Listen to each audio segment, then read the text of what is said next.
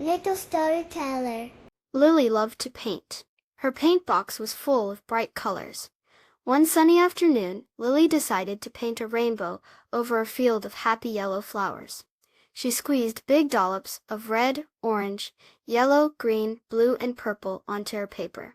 She used every single drop of her paints.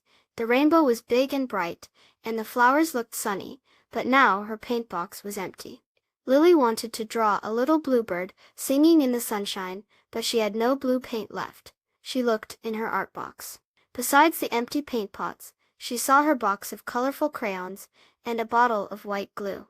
Lily frowned for a moment. Then a little smile popped onto her face. Lily picked out a bright blue crayon.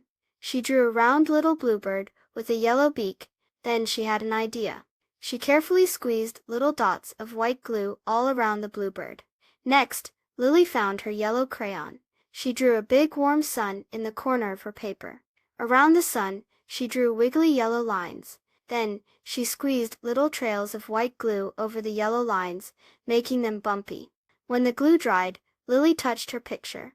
The bluebird felt a little bumpy, and the sun's rays felt raised. She smiled.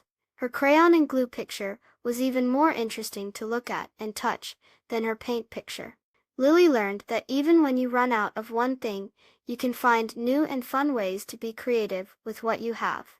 Fun fact: did you know that mixing glue with a little bit of sand can make a bumpy texture for your art? You can try it too.